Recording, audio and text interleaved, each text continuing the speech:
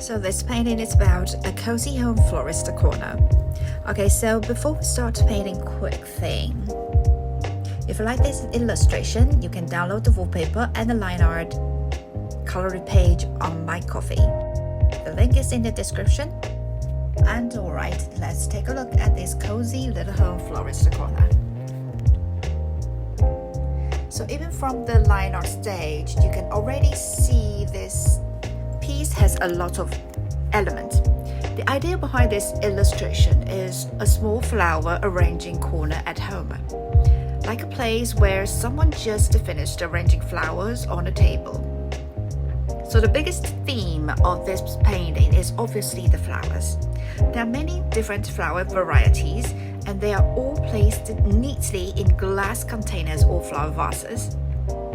Some flowers have soft, round petals, some have curly edges, some have very large petals with strong textures.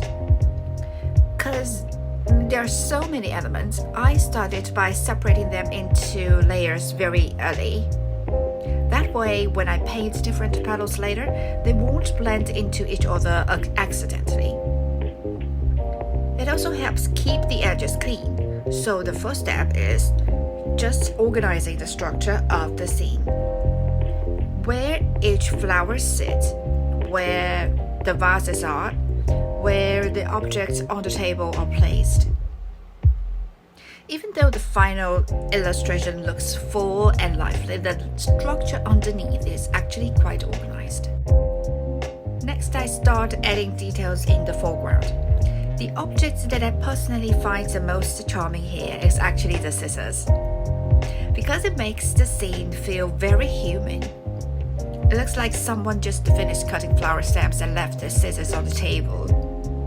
Next to the scissors, there are also freshly cut branches and leaves just resting casually on the surface. That little detail adds a lot of life to the illustration. On the right side of the foreground, there are two candles. These candles are actually important because they help set the brightness level of the entire scene. They sit very close to the viewer, so they become a reference for how bright the object should feel.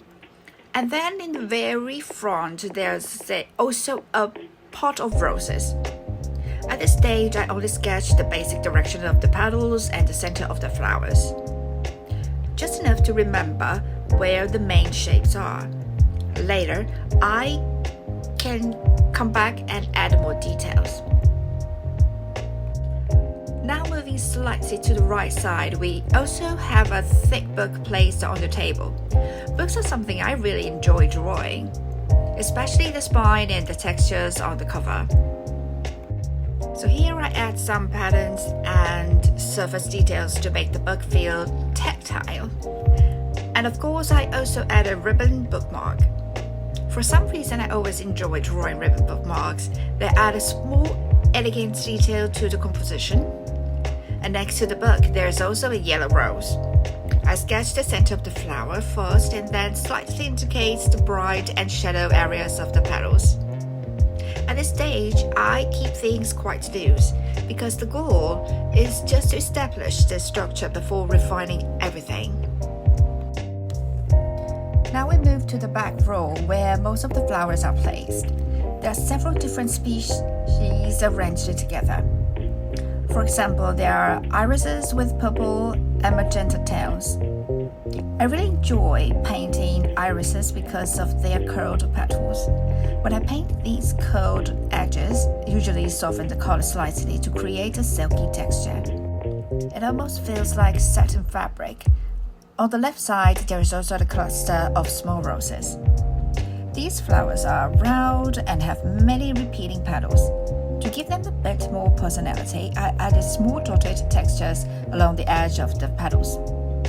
That way, even though the flowers are small, they still stand out visually. Moving slightly forward, there is also a pot of poppies. Poppies are one of my favorite flowers to draw because their petals are large and expressive. But the most interesting part is actually the lines inside the petals. Each petal has its own delicate line structures. Drawing those lines is surprisingly relaxing. Next, We also have tulips. Tulips are interesting because they don't require many layers to look convincing. Even with simple shading, their flower buds already feel very solid and elegant. Then, on the right side, we have a small group of tiny purple flowers. They are very small, but they add color variation to the arrangement. At this point, most of the flowers are finished. Now we move on to the vases.